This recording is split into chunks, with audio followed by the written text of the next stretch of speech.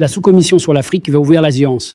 L'objectif de cette audition est d'examiner les développements qui ont suivi la signature historique des accords de Washington entre la République démocratique du Congo et le Rwanda.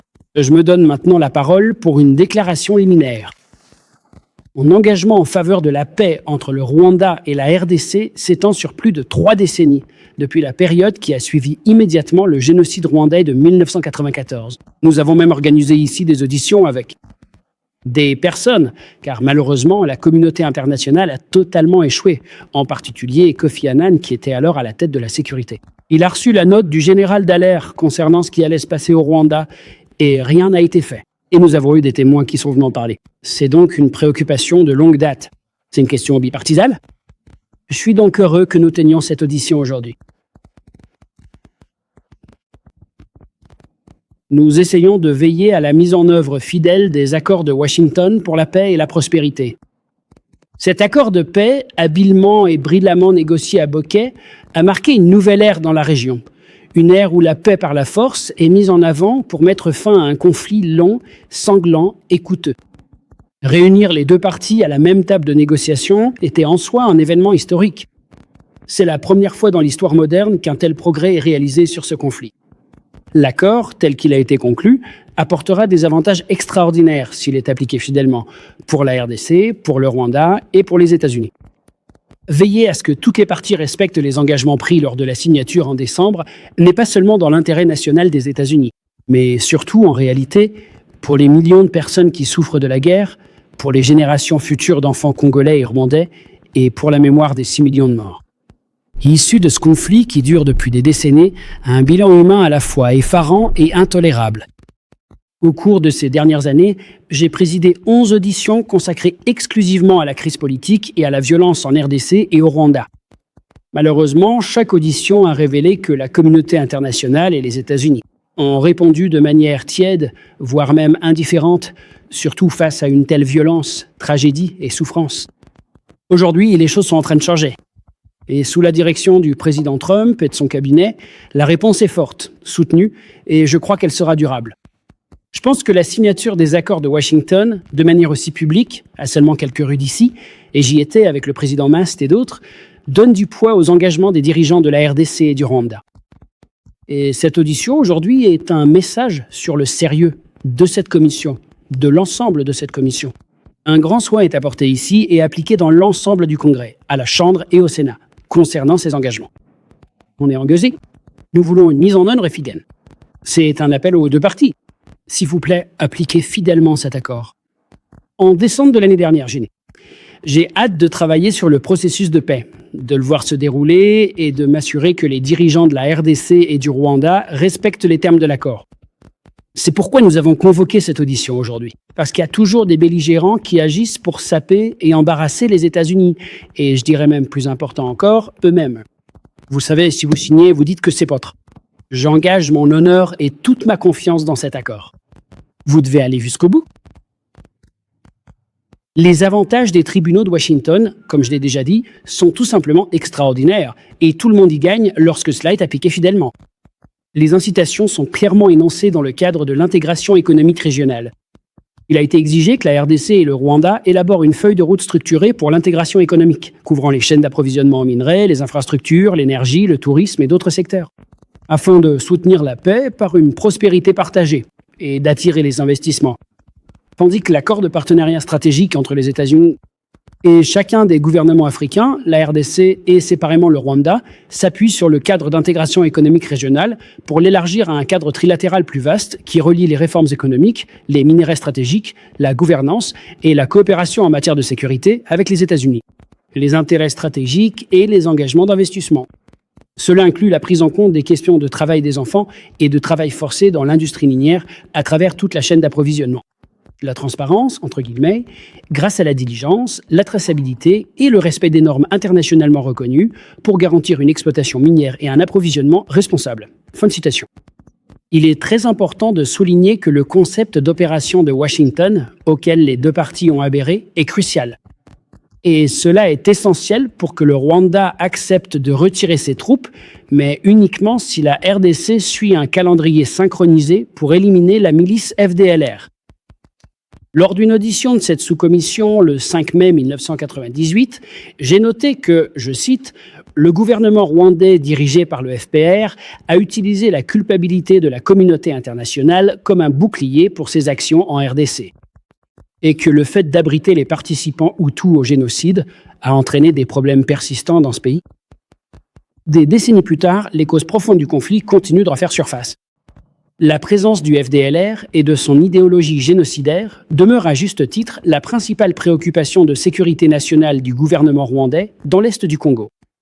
Mais aujourd'hui, nous avons de bonnes raisons de croire que des zones connues où se trouvent des combattants du FDLR sont sous le contrôle du M23 et du Rwanda. Et je m'attendrai à entendre parler des avancées qui décrivent les mesures prises par le M23 et le Rwanda pour démobiliser ces acteurs. Il ne suffit pas de dire que le M23 est un groupe indépendant ou qu'il n'est pas parti aux accords de Washington, lorsqu'il existe un schéma clair de coordination entre Kigali et ce groupe. L'armée congolaise, elle aussi, rencontre des problèmes, avec le FDLR, y compris. Il n'existe pas de politique claire qui relocalise et désarme les individus qui devraient être considérés comme une menace pour les engagements congolais. En 2008, j'ai visité Gola. À l'époque, malheureusement, les casques bleus se livraient à des comportements abjects, violents de jeunes enfants. L'ambassadeur Swing était responsable de ce découvrement. J'ai organisé 4 auditions en ce sujet. Nous pensions avoir obtenu un accord, une politique des casques bleus qui affirmait la tolérance zéro. La mise en œuvre a été très traînante. Et quand les casques bleus ne protègent pas, qui reste-t-il ? Et j'étais vraiment en colère à ce sujet, comme beaucoup d'autres, des deux côtés de l'hémicycle. Les dirigeants, donc le sénateur Rubio, a été très précis, et je lui en suis reconnaissant, concernant Hong Kong et la base de la Chine continentale, des entreprises accusées de financer des groupes armés, y compris le M23. Les sanctions imposées par l'administration Trump incluent la Dongyong Mining Corporation, qui est un facilitateur accusé de s'approvisionner en minerais dans des zones de conflit et de les faire transiter par les chaînes d'approvisionnement rwandaises vers des raffineries chinoises. En 2023, j'ai présidé une audition et j'ai déclaré « Du cobalt au retour, toute la chaîne d'approvisionnement est bâtie sur la violence ». Et nous avons entendu plusieurs personnes parler du fait que des enfants mouraient travaillant dans des mines artisanales. Essayez d'arrêter cela, ça n'a pas été adopté. Une partie a été adoptée par, la Commission des voies et moyens, mais cela n'a toujours pas avancé.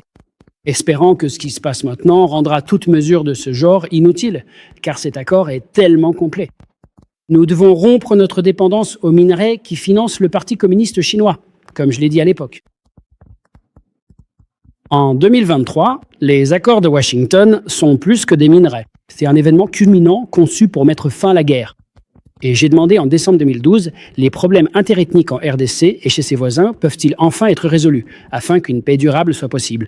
Permettez-moi aussi de souligner que, pendant les pires moments, et cela recommence, du génocide du Darfour, beaucoup de gens se demandaient pourquoi personne ne prêtait attention au champ de la mort en République démocratique du Congo. Affleck pourrait venir témoigner, et tant d'autres aussi. Tony Hall, dont l'équipe est présente ici, témoignera lors de notre prochaine audition qui fera suite à celle d'aujourd'hui. Beaucoup de gens ont pris la parole et ont dit « Et la RDC alors ?» Et qu'en est-il du Rwanda ? Je pense que les accords répondent à cette question de manière très claire. Et encore une fois, avec Sarah, merci d'être là et je vais vous présenter officiellement dans un instant, mais j'aimerais céder la parole à Sarah. Jacobs est un membre éminent du comité. Merci, Monsieur le Président, d'organiser cette audition très opportune. Et merci à vous, Monsieur le sous-secrétaire adjoint Troutman, de témoigner aujourd'hui devant notre commission. La République démocratique du Congo fait face à une crise humanitaire sans précédent, avec 7 300 000 personnes déplacées à l'intérieur du pays et plus de 7 000 morts rien qu'en 2025. Plus de 26 millions de personnes sont confrontées à des niveaux d'insécurité alimentaire aigus, mettant leur vie en danger. C'est l'une des crises humanitaires les plus complexes et les plus anciennes au monde. Bien que la dernière escalade entre la RDC et le Rwanda ait commencé en 2022, le conflit dans l'est de la RDC dure depuis au moins 3 décennies. Les civils sont ceux qui ont le plus souffert de ce conflit, pris entre deux feux ou directement ciblés par des groupes armés. Les violences sexuelles liées au conflit ont atteint des niveaux épidémiques dans l'est de la RDC. Les cas n'ont fait qu'augmenter cette année, tandis que l'impunité pour les auteurs, y compris le M23, d'autres groupes armés et les forces militaires, demeure. J'apprécie donc l'attention de haut niveau que le président Trump porte à ce conflit, qui est trop souvent ignoré et relégué au second plan. Mais ce conflit et le peuple de la RDC méritent une attention et un engagement de haut niveau durable, et non une préoccupation passagère qui s'oublie facilement. Et je dirais que les promesses et déclarations du président affirmant qu'il a déjà mis fin à la guerre entre la RDC et le Rwanda sonnent creux, alors qu'en réalité, nous ne voyons absolument aucune paix ni stabilité sur le terrain. Je suis également préoccupée par le fait que l'absence de consultation et d'inclusion de la société civile et des communautés locales risque de faire échouer le processus de paix avant même qu'il ne commence réellement. Seulement 5 jours après la signature des accords de Washington entre le président Tshisekedi et le président Kagame, sous l'égide du président Trump, le M23, positionné aux côtés des Rwandais sur les lignes de front, a pris le contrôle de la ville stratégique d'Uvira, au sud Kivu. Et bien que le M23 se soit apparemment partiellement retiré d'Uvira, nous n'avons toujours pas constaté le retrait complet à 75 km d'Uvira jusqu'à Kamanyola, comme les États-Unis l'avaient exigé en décembre. Et nous recevons désormais des rapports faisant état d'attaques de représailles contre les Banyamulenge, une communauté tutsi congolaise, ainsi que d'autres civils accusés de soutenir le M23 par les Wazalendo et d'autres bandits armés. Cela s'ajoute à près d'un an d'occupation de Goma et Bukavu par le M23, d'autres villes extrêmement importantes des Kivu, où les civils ont été confrontés à des atrocités, des exécutions et d'autres abus. Les deux parties ont pris des engagements qu'elles n'ont pas su tenir. Le Rwanda continue manifestement de soutenir le M23 et de déployer ses propres forces, les derniers chiffres faisant état de 5 à 7 000 soldats dans l'est du Congo, sans compter la dernière offensive d'Uvira, en violation de la souveraineté de la RDC. L'armée de la RDC, de son côté, aurait poursuivi sa collaboration avec les Forces démocratiques de libération du Rwanda, FDLR, une milice fondée par les responsables du génocide rwandais de 1994, en violation des accords. Et malgré les promesses faites il y a un mois par le secrétaire Rubio et l'ambassadrice Waltz d'utiliser les outils à notre disposition pour tenir le Rwanda responsable et, je cite, s'assurer que les promesses faites par le Rwanda au président soient tenues, l'administration n'a toujours pas annoncé de nouvelles sanctions ni de mesures de responsabilisation contre le Rwanda ou le M23. Pour moi, c'est très clair. Le Rwanda doit cesser de soutenir le M23 et mettre fin à sa propre occupation de la RDC, afin que le peuple congolais puisse enfin s'engager sur la voie de la paix, et non vers plus de guerre. J'exhorte donc l'administration Trump à tenir ses promesses de demander des comptes au Rwanda et à tous ceux qui entravent la paix. Et j'attends avec impatience d'entendre Mme Troutman sur la façon dont le département prévoit de mettre en œuvre ces actions. J'exhorte également l'administration à inclure réellement la société civile dans le processus de paix, afin d'obtenir l'adhésion des populations locales sur les différents accords commerciaux en cours avec le gouvernement de la RDC, pour garantir que les investissements profitent effectivement au peuple congolais, et non seulement aux entreprises étrangères et aux élites. Et une fois de plus, j'exhorte le président Trump à enfin nommer des responsables de haut niveau pour diriger la politique africaine. Un an après le début de son mandat, le président n'a toujours pas proposé de candidat au poste de secrétaire adjoint du Bureau des Affaires africaines au département d'État. Nous en sommes maintenant à notre 3e haut responsable du bureau, et non seulement il n'a pas nommé de directeur principal pour l'Afrique au sein du Conseil de sécurité nationale, mais il a en fait fusionné les directions Afrique et Moyen-Orient. Je comprends que le conseiller principal Boulos prenne la tête de ce portefeuille, mais il n'a pas été confirmé par le Sénat, et il semble également être responsable de la réponse américaine au Soudan, en Libye et au Yémen. Je crains donc qu'il ne puisse pas consacrer le temps nécessaire que mérite le peuple congolais. J'exhorte également l'administration Trump à revenir sur ses coupes dévastatrices dans l'aide étrangère accordée à ce pays. Plus tôt cette année, le secrétaire Rubio a supprimé des centaines de millions de dollars d'aide à la RDC, dans le cadre de la fausse révision de l'aide étrangère du président Trump et du démantèlement illégal de l'USAID. Depuis les coupes dans l'USAID, plus de 8200 personnes vivant en RDC avec le VIH ont perdu l'accès à des traitements vitaux. L'an dernier, il y a eu une augmentation de 62% des décès dus au choléra. Et alors qu'on observe une recrudescence des violences sexuelles liées au conflit dans l'est du Congo, les coupes dans l'aide étrangère ont réduit les services disponibles pour les survivants, y compris les kits post-viol. Et rien qu'en novembre, le Programme alimentaire mondial a été contraint de réduire de moitié le nombre de personnes qu'il aidait en RDC, passant d'1 million à 600 000 personnes. Ces coupes n'avaient déjà aucun sens à l'époque, et elles n'en ont toujours pas aujourd'hui, alors même que le président parle de la nécessité de la paix et de sauver des vies en RDC. Pour ma part, j'aimerais croire que l'agenda de paix du président est réel et qu'il aboutira à une paix véritable. Mais il est difficile d'y croire quand il a vidé de leur substance nos outils de politique étrangère et négligé d'allouer le personnel de haut niveau et les ressources nécessaires pour rendre la paix non seulement possible, mais durable. Pendant ce temps, les Congolais n'ont pas vu Maté. Ils n'ont vu qu'une escalade au cours de l'année écoulée et ils n'ont pas le temps d'attendre. Nous avons besoin d'une action immédiate pour tenir le M23 et le Rwanda responsables de leur occupation en RDC et de leur dernière offensive à Uvira. Nous avons besoin d'une action immédiate pour remettre le processus de paix sur les rails. Et il faut que l'administration investisse dans ses propres institutions et outils afin que ce processus aboutisse. Le peuple congolais a enduré la violence, l'exploitation et les promesses de paix depuis bien trop longtemps. Il est cruel de déclarer la guerre en RDC terminée, alors que le M23 exécutait des gens pendant les fêtes. Il est temps que les États-Unis, avec la communauté internationale, se réengagent dans ce processus de paix et fassent preuve de sérieux en tenant les fauteurs de troubles responsables. J'attends donc avec impatience d'entendre la secrétaire adjointe Troutman sur le plan du département d'État pour réaliser l'objectif du président de trouver réellement la paix en RDC. Merci, président Smith. Je cède le passage. Merci. Dr. Jackson, attendez. Permettez-moi de vous présenter notre témoin très distingué, quelqu'un que nous connaissons très bien au sein de cette commission, Sarah Troutman, qui occupe le poste de secrétaire adjointe d'État au Bureau des Affaires africaines et qui coordonne les priorités politiques de l'administration dans les pays d'Afrique centrale. Elle arrive directement après avoir été conseillère principale au Bureau des Affaires africaines. Auparavant, elle était directrice des relations gouvernementales à la campagne One, où elle a œuvré pour promouvoir une croissance économique autonome dans les pays africains. Elle a également travaillé au sein de la Commission des Affaires étrangères de la Chambre des représentants, assise juste ici tout le temps, pendant 5 ans sous la présidence de Michael McCall, plus récemment en tant que membre du personnel professionnel. Et elle a fait un travail remarquable. Elle a obtenu sa licence en histoire et en français, puis a décroché un master en violence, terrorisme et sécurité à Queen's College à Belfast, en Irlande du Nord, une région qui, malheureusement, a connu elle-même une part disproportionnée de violence au fil des décennies. Nous avons eu hier un briefing pour les membres du personnel, un briefing à huis clos dans le CIF avec M. Boulos, qui a passé, il faut le dire, autant de temps que nous le souhaitions pour répondre à nos questions. Il a été très ouvert, tout comme vous, Saman. Mais une grande partie de ce qui a été dit alors ne peut pas être répété ici. Mais je crois que, vous savez, nous exhortons l'administration. Nous demandons à l'administration d'agir rapidement en imposant des sanctions contre certains individus qui commettent des atrocités et qui sabotent ce plan, si c'est bien ce qu'ils ont l'intention de faire. Je pense que cela ne tardera pas à aller. J'espère juste que vous pourrez consigner cela au procès-verbal, que, vous savez, nous voulons vraiment que cela fonctionne. Ça marche quand les gens savent qu'il pourrait y avoir une épée de Damoclès suspendue au-dessus de leur tête. Donc, Sarah, la parole est à toi.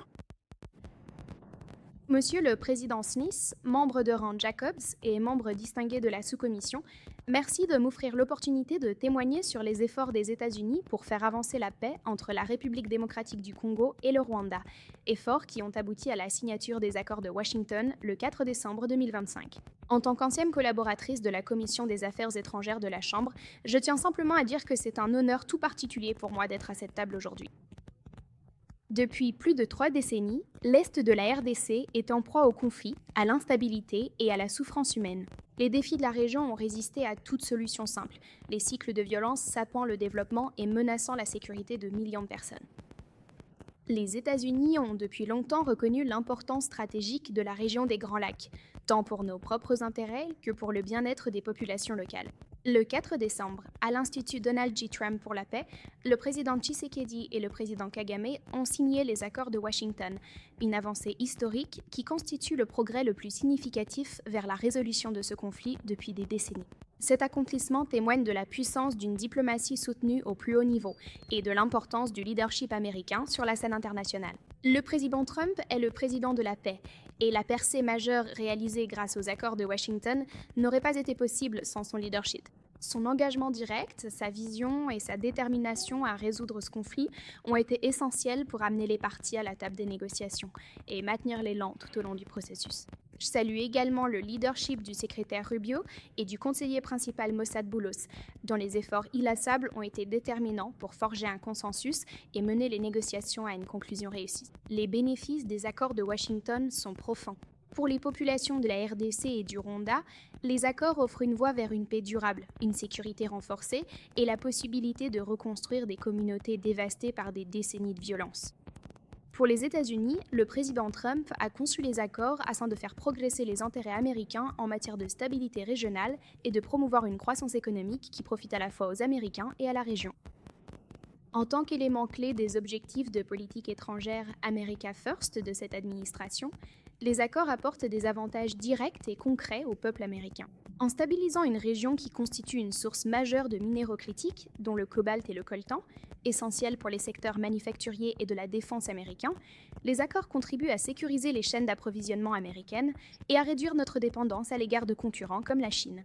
L'accord de partenariat stratégique avec la RDC est le premier du genre, un accord juridiquement contraignant qui crée les conditions pour des investissements américains significatifs en RDC, dans les minéraux critiques et les infrastructures stratégiques clés, et définit la voie à suivre pour la coopération entre les États-Unis et la RDC sur le corridor Sicagnal-Obito. Une région des Grands Lacs plus stable signifie moins de besoins d'interventions humanitaires coûteuses et de missions de maintien de la paix américaine, ce qui nous permet de concentrer les ressources des contribuables sur les priorités nationales, tout en maintenant le leadership mondial des États-Unis et en sécurisant les chaînes d'approvisionnement. Pour la région, les accords de Washington représentent un nouveau chapitre. Les accords établissent des engagements clairs des deux parties à respecter l'intégrité territoriale, à cesser le soutien aux groupes armés et à coopérer en matière de sécurité aux frontières et de développement économique. Les accords prévoient également un cadre solide pour le suivi et la mise en œuvre, avec les États-Unis, le Qatar et l'Union africaine qui travailleront ensemble pour jouer un rôle central dans la médiation et la supervision à venir. Nous savons que la paix est fragile et notre travail ne s'arrête pas à la signature des accords. Alors que nous avançons, notre priorité reste le travail difficile de la mise en œuvre. Nous travaillons en étroite collaboration avec nos partenaires de l'Union africaine, des Nations unies, du Qatar, ainsi qu'avec d'autres parties prenantes régionales et internationales, afin de veiller à ce que les engagements se traduisent par des actions concrètes sur le terrain. Cela inclut le soutien aux pourparlers menés par le Qatar, entre la RDC et le groupe armé M23, le renforcement de l'architecture de médiation de l'Union africaine et la mobilisation de ressources pour la reconstruction post-conflit, tout en partageant la charge avec nos partenaires. Nous veillerons à ce que les promesses faites à Washington soient tenues, que le processus de paix produise des résultats concrets afin que les populations de la région constatent des améliorations tangibles dans leur vie et que les conditions pour un accroissement des investissements américains soient réunies. La transparence et la responsabilité sont essentielles à chaque étape et ceux qui menacent la paix devront rendre des comptes. Comme l'a dit le secrétaire Rubio, nous prendrons des mesures pour garantir que les promesses faites au président soient tenues. Pour conclure, je tiens à remercier la sous-commission pour l'attention portée à cette question cruciale et pour son soutien à nos efforts dans la région des Grands Lacs. Les accords de Washington constituent une avancée historique, mais ils représentent aussi un appel à l'action. Grâce à un leadership et un partenariat continu, nous pouvons contribuer à bâtir un avenir de paix et de prospérité pour la RDC, le Rwanda et les États-Unis. Je vous remercie. Je suis à votre disposition pour vos questions. Vous avez tous accompli un travail incroyablement bon et difficile en élaborant toutes ces stratégies imbriquées. C'est un véritable engagement et c'est un vrai travail acharné, et vous l'avez fait. Et quand l'une ou les deux parties ou certaines d'entre elles ne respectent pas cela, vous ne devriez pas blâmer la personne qui les a réunies et qui a rassemblé tout le monde dans cette salle, dans plusieurs salles, à de multiples reprises. Pour essayer de mettre au point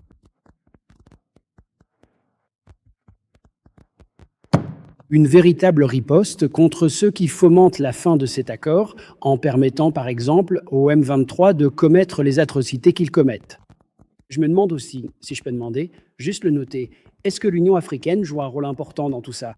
Vous savez, ils ont de grandes capacités diplomatiques et encore une fois, l'ONU est présente là-bas de plusieurs façons, notamment avec des casques bleus. Et j'espère simplement qu'ils font leur travail pour protéger les civils innocents. Merci beaucoup, Monsieur le Président, pour ces questions. Pour commencer par MONUSCO, nous estimons que la MONUSCO est actuellement la seule force déployée dans l'Est de la RDC qui a la capacité de soutenir les accords que nous avons signés. Nous comptons donc sur la MONUSCO pour fournir un soutien logistique aux mécanismes de surveillance du cessez-le-feu que nous mettons en place en coordination avec la Conférence internationale sur la région des Grands Lacs. Leurs mécanismes? Discutons donc de la manière dont la MONUSCO peut être plus utile pour faire respecter les accords, en particulier, ainsi que l'accord cadre de Doha. Lors du renouvellement le plus récent du mandat, nous avons été satisfaits de voir que le mandat de la MONUSCO contient explicitement une disposition leur permettant de soutenir ces accords. Et le secrétaire Rubio a effectivement financé la MONUSCO lors de la plus récente obligation de financement. Soutenir la MONUSCO et lui permettre de jouer un rôle plus efficace dans l'Est de la RDC. Cela dit, nous constatons d'importants obstacles aux capacités de la MONUSCO. Nous voyons le M23 entraver les déplacements de la MONUSCO et sa capacité à protéger les civils. C'est donc un point sur lequel nous continuons d'insister. Nous aimerions bien sûr que la MONUSCO soit plus efficace, notamment dans la protection des civils. Donc nous mettons en œuvre les accords. Comme vous l'avez mentionné, nous avons pleinement l'intention de tenir pour responsables tous ceux qui sabotent le processus de paix. Nous avons bien sûr apprécié l'implication personnelle du président Trump lors de la signature des accords le 4 décembre. Le président est à juste titre fier des progrès que nous avons accomplis sous sa direction au cours de l'année écoulée pour mettre fin à ce conflit. Et en reconnaissant cela, nous savons que la paix est complexe. Et le secrétaire Rubio, juste après la signature, a déclaré « Nous avons un accord, et maintenant, il faut le respecter ». Il a donc vraiment mis la responsabilité sur les parties, comme vous l'avez dit, pour qu'elles tiennent leurs engagements. Il a également dit que, comme dans tout conflit, il y aurait des hauts et des bas dans cette mise en œuvre, mais il a été clair. Et je vais aussi préciser aujourd'hui que nous resterons engagés sur cette voie et que les États-Unis risquent absolument de Khamenei à avancer dans le cadre des accords de Washington, car c'est la meilleure façon de résoudre ce conflit.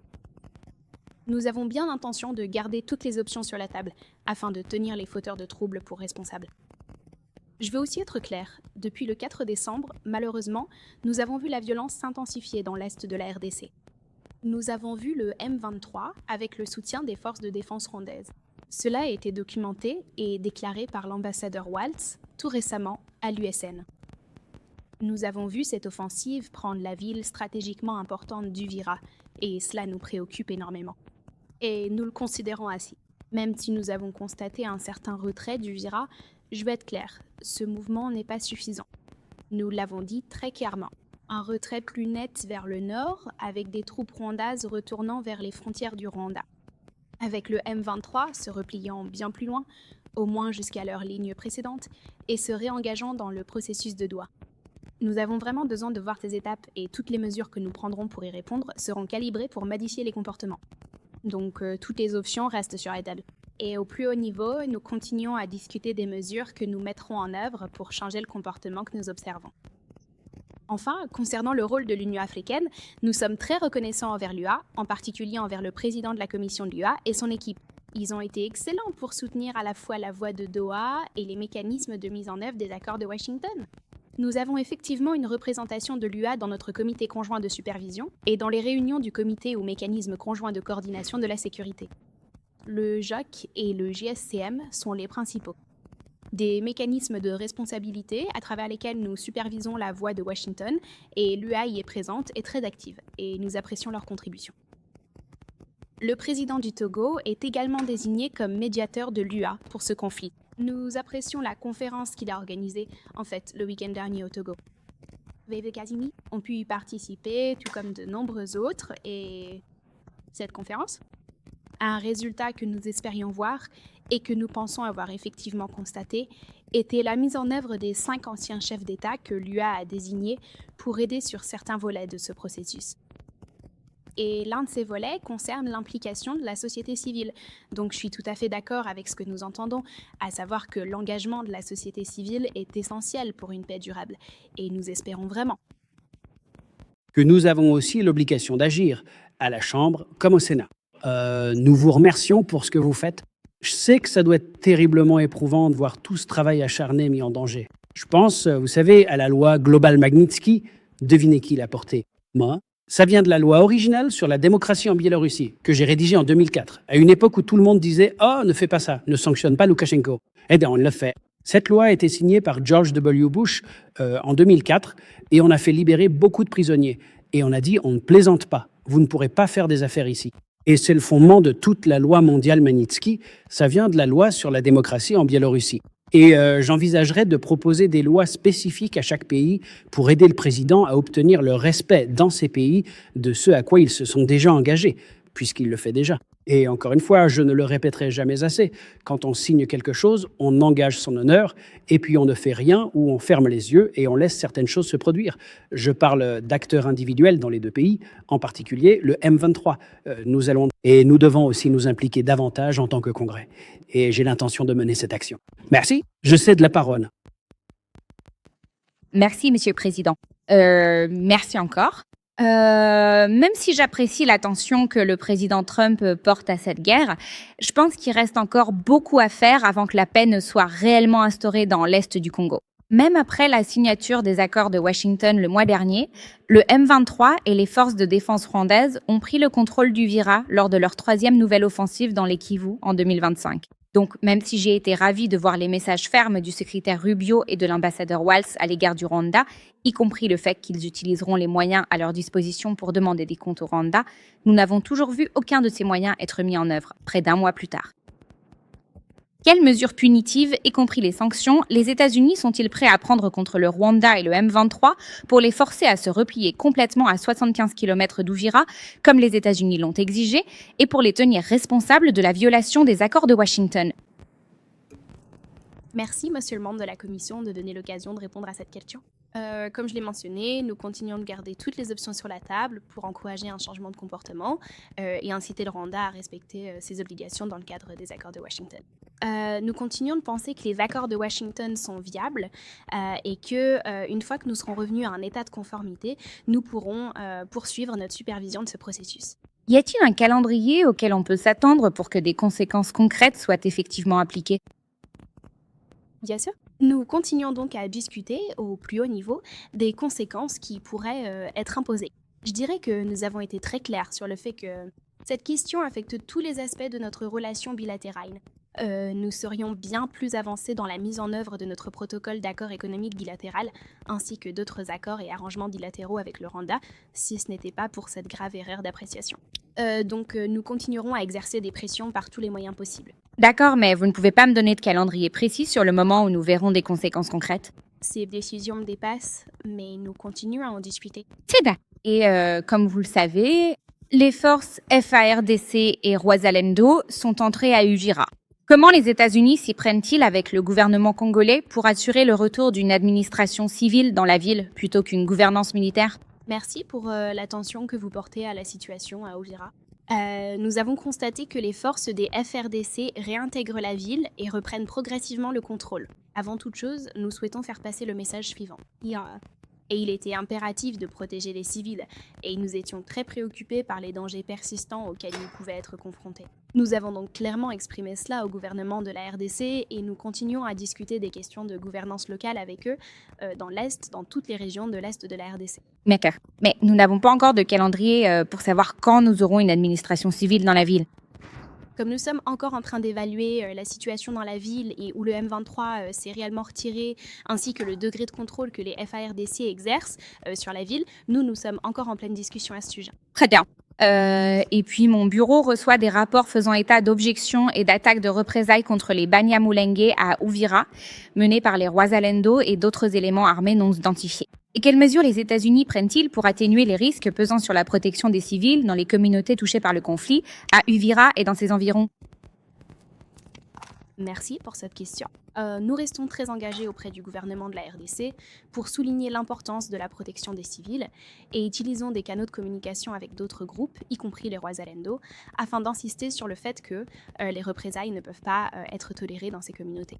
Je pense que c'est le bon moment pour évoquer également la question de l'accès humanitaire. Malheureusement, nous continuons de constater des entraves aux efforts humanitaires, vraiment de la part de tous les camps, et cela a un réel impact sur les informations que nous pouvons obtenir sur la situation sur le terrain, et bien sûr, cela affecte l'aide que les communautés dans le besoin peuvent recevoir. Nous continuons donc de faire pression sur toutes les parties pour qu'elles permettent un accès humanitaire sans entrave à ces zones.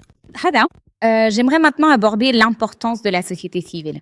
J'apprécie que vous ayez reconnu à quel point elle est importante. Je suis heureux d'apprendre que le plan et que l'Union africaine mènent des consultations. Mais vous savez, quelle est votre réponse aux critiques de l'opposition congolaise et de membres de la société civile, y compris le lauréat du prix Nobel Denis Mukwege, qui affirme que le processus de paix soutenu par les États-Unis a en fait récompensé le Rwanda par des promesses d'investissement américains pour avoir attaqué la RDC? Merci pour ça. Nous continuons donc à dialoguer avec la société civile, surtout au niveau de notre ambassade. Nos ambassades sont très impliquées auprès des groupes locaux, notamment dans la conception du cadre d'intégration économique régionale. Elles ont consulté divers groupes lors de l'élaboration de cet aspect économique clé de ces accords. Et encore une fois, nous comptons sur l'Union africaine pour jouer un rôle essentiel en mettant en avant les voix de la société civile lors de la mise en œuvre. Nous savons que c'est crucial pour une paix durable et nous espérons vraiment que ce sera l'un des résultats concrets sur lesquels l'UA pourra intervenir. Je pense que c'est ce que j'aurais à dire pour l'instant. D'accord. Eh bien, je pense que la plupart des membres de la société civile à qui j'ai parlé ne seraient pas d'accord avec l'affirmation selon laquelle ils ont été impliqués dans ce processus. Donc, je vous encourage à rectifier cette situation. Car les Congolais ont, vous savez, été témoins de 3 décennies d'accords de paix ratés. Et je pense que ces groupes de la société civile sur le terrain savent ce qu'il faut réellement pour que cela soit durable. Sur ce, Monsieur le Président, je rends la parole. Docteur Jackson.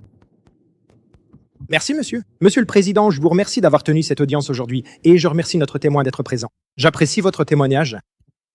J'ai eu le privilège de visiter le continent africain à plusieurs reprises depuis mon entrée au Congrès, notamment récemment en RDC, au Rwanda, au Burundi et en Ouganda.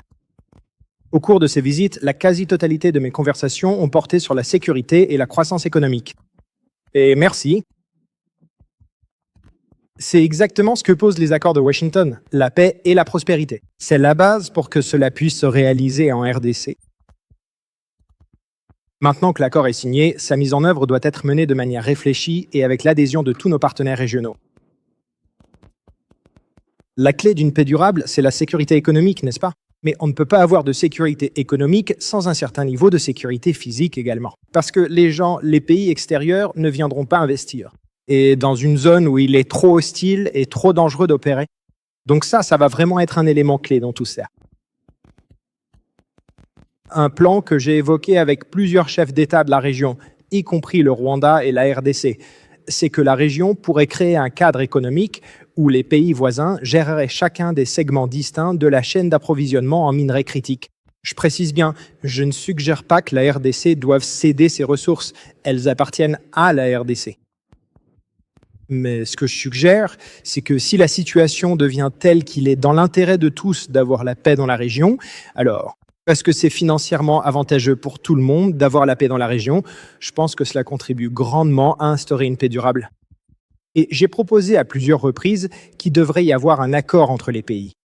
Et pas seulement le Rwanda et la RDC, mais aussi la RDC et le Burundi, la RDC et l'Ouganda, certains de leurs voisins, afin que tout le monde profite des milliers de milliards, des dizaines de milliers de milliards de dollars de terres rares qui se trouvent actuellement dans l'est de la RDC.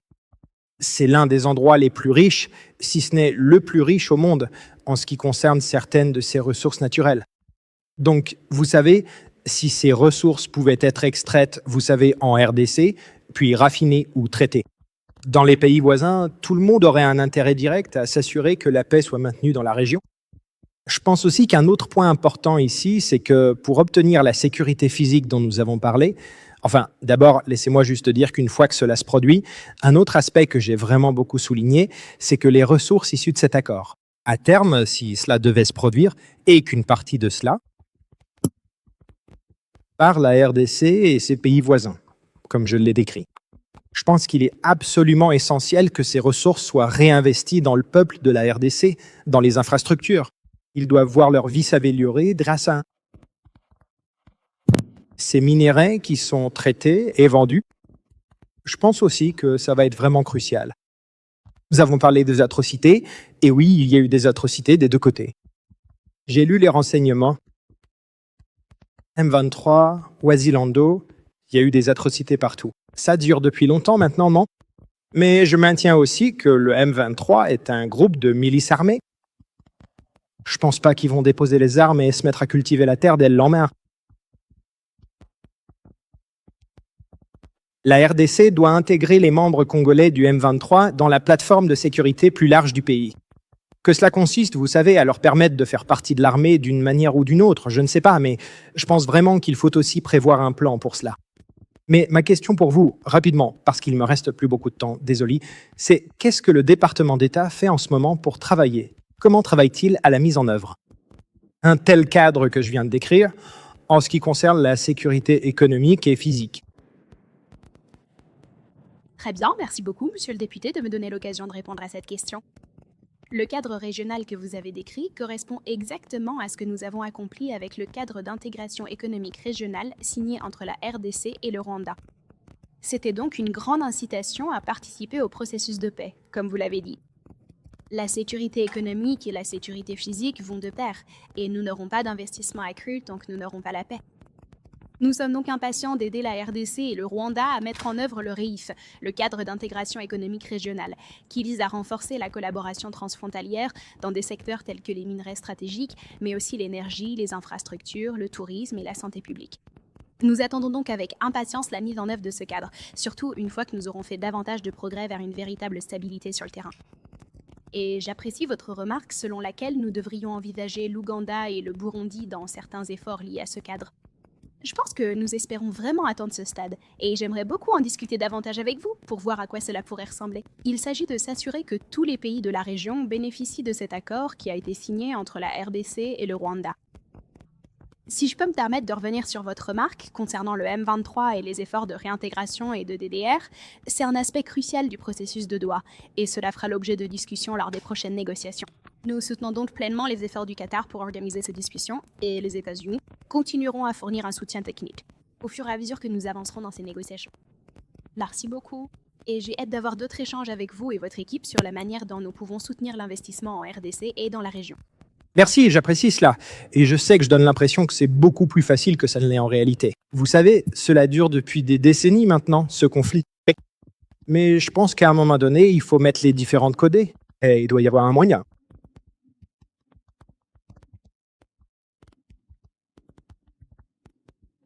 Vous savez, pour les deux parties de ce conflit, de voir qu'elles bénéficient de ce qui se passe avec l'immense richesse minérale là-bas, ce qui, à mon avis, est finalement la solution à ce problème.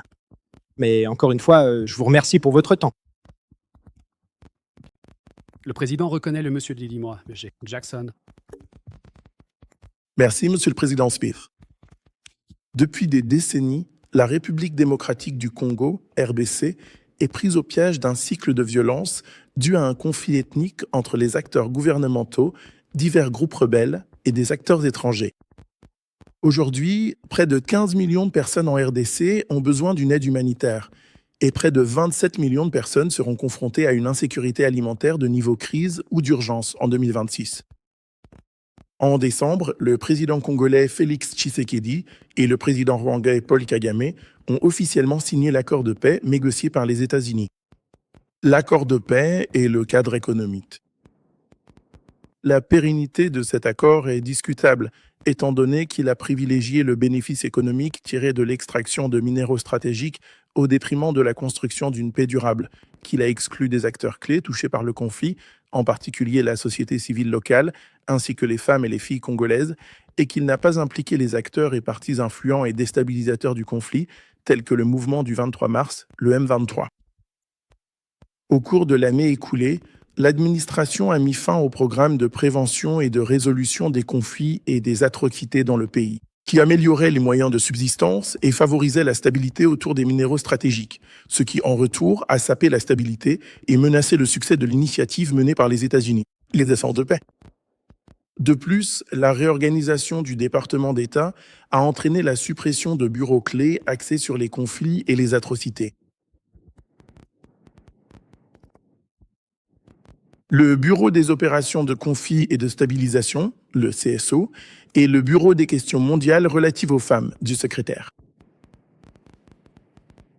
Pour traiter avec succès et de manière durable les causes de la violence et de l'instabilité en RDC, l'administration Trump doit soutenir les programmes et intégrer divers acteurs locaux, renforcer la capacité à prévenir et à résoudre les conflits, répondre aux atrocités et s'attaquer à l'impact disproportionné que le conflit de longue date a eu sur les femmes et les filles.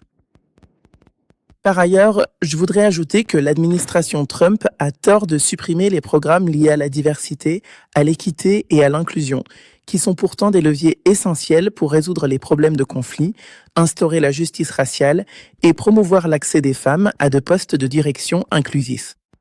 Des postes. Je voudrais vous demander dans quelle mesure le Bureau des Affaires africaines a mis en œuvre des programmes de prévention des conflits et de consolidation de la paix dans le pays, afin de compléter la diplomatie récente autour de la RDC. Merci, Monsieur le député, pour cette question. Je tiens à préciser que nous avons de nombreux programmes d'aide en cours, principalement une assistance vitale mise en œuvre en RDC.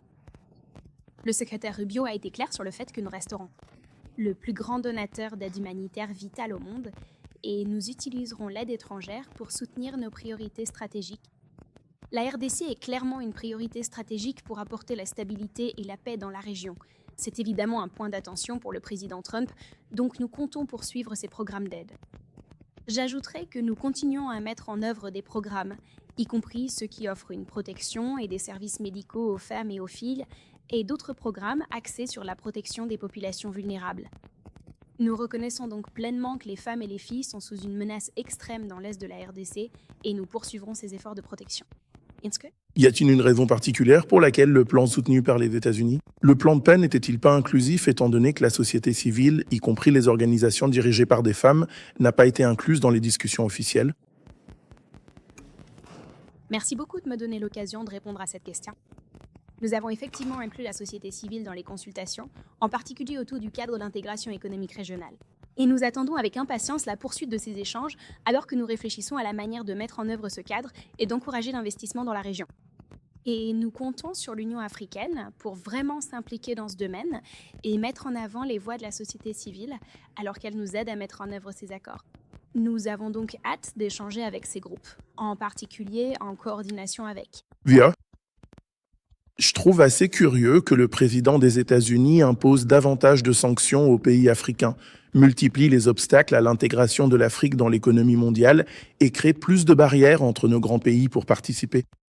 Je vous remercie beaucoup pour votre coopération et votre participation. J'en la parole, Monsieur le Président. Merci à notre témoin d'être présent aujourd'hui. Pour donner un peu de contexte, pour les civils congolais vivant en RDC, le véritable test des accords de Washington est assez simple. Il ne s'agit pas de savoir si le président déclare qu'il y a la paix, mais plutôt de savoir si la vie devient plus sûre, plus digne et plus économiquement stable dans les communautés locales. Aujourd'hui, plus de 70% des civils congolais vivent dans une pauvreté extrême. Plus de 1100 écoles et sites d'apprentissage ont été endommagés ou transformés en abris, avec plus de 1 600 000 enfants déscolarisés dans l'ensemble de l'Est de la RDC. Près de 25 millions de personnes sont confrontées à des niveaux élevés d'insécurité alimentaire aiguë. Et depuis le 1er décembre, au moins 500 000 personnes, dont plus de 100 000 enfants, ont été nouvellement déplacées dans le sud Kivu. Donc, je voudrais simplement faire écho, je suppose, aux questions et aux préoccupations, parce que malgré ces chiffres stupéfiants, nous continuons d'entendre de la part des leaders de la société civile congolaise qu'ils ont été mis à l'écart des négociations. Et donc, ce n'est pas une question précise, mais j'espère qu'en guise de suivi, Madame Trottmann, j'aimerais en savoir plus précisément. Maintenant, vous dites qu'ils sont rabiétés. J'aimerais savoir précisément, en guise de suivi, comment cette implication s'est déroulée et quels sont les plans pour la poursuivre. Mais j'apprécie votre engagement à ce sujet. J'ai quelques questions auxquelles je voudrais vraiment répondre pendant que nous sommes ici aujourd'hui, et cela part vraiment de la conviction que les politiques doivent être ancrées dans les réalités vécues, les priorités et le leadership des communautés congolaises elles-mêmes. Sans cela, nous risquons de répéter la même approche descendante, qui a échoué au peuple congolais depuis 3 décennies. Peu importe à quoi ressemble le soutien diplomatique vu d'ici à Washington. Donc, ma première question aujourd'hui s'appuie en fait sur la question de l'exploitation minière locale. Nous savons que l'accord de partenariat stratégique inclut peu d'exigences en matière de transformation locale, de normes environnementales et de partage des revenus. Je suis curieux de savoir comment le département d'État va s'assurer que la richesse générée et produite par ces ressources ou par des entreprises soutenues par les États-Unis contribuera réellement à stimuler la croissance économique locale. Merci beaucoup, monsieur le député, de me donner l'occasion de répondre à cette question. Nous tenons à être clairs dans notre communication. L'accord de partenariat stratégique entre les États-Unis et la RDC est une grande victoire pour les Américains et pour les États-Unis. C'est aussi une grande victoire pour la RDC et le peuple congolais. Nous avons travaillé en étroite collaboration avec le président Tshisekedi et son gouvernement pour élaborer cet accord et nous sommes très enthousiastes quant aux perspectives qu'il offre pour l'avenir de la RDC. Nous pensons qu'avec cet accord, davantage d'entreprises américaines auront accès à des opportunités d'investissement en RDC. Nous savons que les entreprises américaines apportent avec elles les normes opérationnelles les plus élevées au monde, ce qui aidera au transfert de compétences locales, à la création d'emplois locaux et au développement de nouvelles opportunités économiques à travers toute la RDC. Et nous avons hâte de voir ces résultats se concrétiser au fur et à mesure que nous mettons en œuvre l'accord. L'accord comprend également des engagements de la RDC visant à réglementer et à formaliser le secteur minier, notamment l'exploitation minière artisanale. ce qui contribuera à lutter contre l'exploitation et les abus des travailleurs locaux et permettra à la population de la RDC de bénéficier des revenus tirés de ces ressources. Vous comptez donc tous participer à ces discussions lors de l'élaboration de cette réglementation? Ouais. D'accord, super. Et deuxièmement, concernant les enfants soldats, nous savons que l'UNICEF signale que le recrutement et l'utilisation d'enfants par les groupes armés ont augmenté de 60% en 2024 par rapport à l'année précédente. De plus, le contrôle de vastes zones par des groupes armés dans les provinces orientales de la RDC a enraciné l'instabilité, exacerbant les souffrances des civils. Je suis curieux de savoir comment le gouvernement américain soutient à la fois les initiatives menées par les pays et les efforts des partenaires, y compris des agences comme l'UNICEF, pour freiner le recrutement d'enfants qui perpétueraient ce conflit et garantir de meilleures opportunités à ces enfants. Quels sont les programmes actifs que le département a en RDC pour répondre aux besoins de ces enfants vulnérables? Merci beaucoup de me donner l'occasion d'aborder cette question. Je dirais que nous continuons à soulever la question des enfants soldats au plus haut niveau dans notre coopération avec le gouvernement de la RDC. Les réglementations concernant l'utilisation d'enfants soldats, évidemment, empêchent une part importante de la coopération en matière de sécurité avec les pays qui ont été identifiés comme ayant ce problème. Donc, en signant le mémorandum d'entente bilatérale sur la sécurité entre les États-Unis et la RDC que nous avons établi également le 4 décembre, nous avons été clairs sur le fait que pour la mise en œuvre, nous suivons évidemment la réglementation américaine et l'utilisation d'enfants soldats reste une préoccupation très très grave pour nous sur le territoire de la RDC. Donc nous continuerons à travailler sur cette question. Et en ce qui concerne les subventions en cours, je peux revenir vers vous avec des détails précis, mais nous avons effectivement des subventions qui visent à protéger les enfants dans les communautés vulnérables. Donc nous pensons qu'en fournissant ces ressources, les enfants auront, espérons-le, des alternatives à l'adhésion à ce type de groupe. C'est parfait, j'ai hâte. Merci de votre temps. Monsieur le Président, je vous cède la parole. Merci à notre témoin d'être présent aujourd'hui. Pour donner un peu de contexte, pour les civils congolais vivant en RDC, le véritable test des accords de Washington est assez simple. Il ne s'agit pas de savoir si le président déclare qu'il y a la paix, mais plutôt de savoir si la vie devient plus sûre, plus digne et plus économiquement stable dans les communautés locales. Aujourd'hui, plus de 70% des civils congolais vivent dans une pauvreté extrême. Plus de 1100 écoles et sites d'apprentissage ont été endommagés ou transformés en abris, avec plus de 1 600 000 enfants déscolarisés dans l'ensemble de l'Est de la RDC. Près de 25 millions de personnes sont confrontées à des niveaux élevés d'insécurité alimentaire aiguë.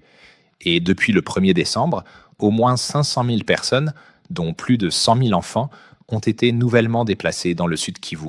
Donc, je voudrais simplement faire écho, je suppose, aux questions et aux préoccupations, parce que malgré ces chiffres stupéfiants, nous continuons d'entendre de la part des leaders de la société civile congolaise qu'ils ont été mis à l'écart des négociations. Et donc, ce n'est pas une question précise, mais j'espère qu'en guise de suivi, Madame Trottmann, j'aimerais en savoir plus précisément. Maintenant, vous dites qu'ils sont rabiétés. J'aimerais savoir précisément, en guise de suivi, comment cette implication s'est déroulée et quels sont les plans pour la poursuivre. Mais j'apprécie votre engagement à ce sujet.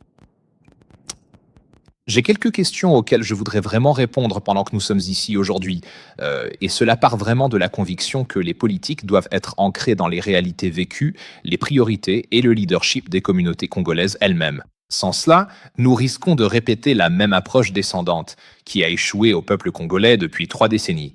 Peu importe à quoi ressemble le soutien diplomatique vu d'ici à Washington. Donc, ma première question aujourd'hui s'appuie en fait sur la question de l'exploitation minière locale.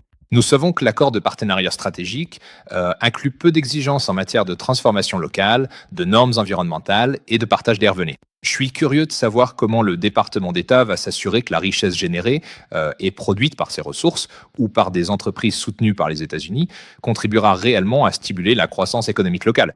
Merci beaucoup, monsieur le député, de me donner l'occasion de répondre à cette question. Nous tenons à être clairs dans notre communication. L'accord de partenariat stratégique entre les États-Unis et la RDC est une grande victoire pour les Américains et pour les États-Unis.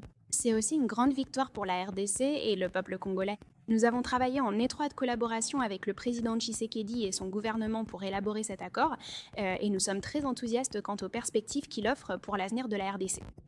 Nous pensons qu'avec cet accord, davantage d'entreprises américaines auront accès à des opportunités d'investissement en RDC. Nous savons que les entreprises américaines apportent avec elles les normes opérationnelles les plus élevées au monde, ce qui aidera au transfert de compétences locales, à la création d'emplois locaux et au développement de nouvelles opportunités économiques à travers toute la RDC. Et nous avons hâte de voir ces résultats se concrétiser au fur et à mesure que nous mettons en œuvre l'accord.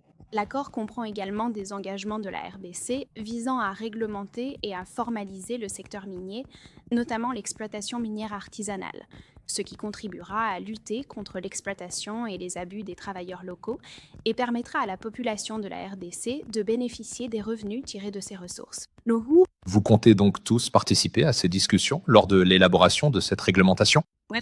D'accord, super. Et deuxièmement, concernant les enfants soldats, nous savons que l'UNICEF signale que le recrutement et l'utilisation d'enfants par les groupes armés ont augmenté de 60% en 2024 par rapport à l'année précédente. De plus, le contrôle de vastes zones par des groupes armés dans les provinces orientales de la RDC a enraciné l'instabilité, exacerbant les souffrances des civils. Je suis curieux de savoir comment le gouvernement américain soutient à la fois les initiatives menées par les pays et les efforts des partenaires, y compris des agences comme l'UNICEF, pour freiner le recrutement d'enfants qui perpétueraient ce conflit et garantir de meilleures opportunités à ces enfants. Quels sont les programmes actifs que le département a en RDC pour répondre aux besoins de ces enfants vulnérables? Merci beaucoup de me donner l'occasion d'aborder cette question. Je dirais que nous continuons à soulever la question des enfants soldats au plus haut niveau dans notre coopération avec le gouvernement de la RDC. Les réglementations concernant l'utilisation d'enfants soldats, évidemment, empêchent une part importante de la coopération en matière de sécurité avec les pays qui ont été identifiés comme ayant ce problème. Donc, en signant le mémorandum d'entente bilatérale sur la sécurité entre les États-Unis et la RDC que nous avons établi également le 4 décembre, nous avons été clairs sur le fait que pour la mise en œuvre, nous suivons évidemment la réglementation américaine et l'utilisation d'enfants soldats reste une préoccupation très très grave pour nous sur le territoire de la RDC. Donc nous continuerons à travailler sur cette question. Et en ce qui concerne les subventions en cours, je peux revenir vers vous avec des détails précis, mais nous avons effectivement des subventions qui visent à protéger les enfants dans les communautés vulnérables. Donc nous pensons qu'en fournissant ces ressources, les enfants auront, espérons-le, des alternatives à l'adhésion à ce type de groupe. C'est parfait, j'ai hâte. Merci de votre temps. Monsieur le Président, je vous cède la parole.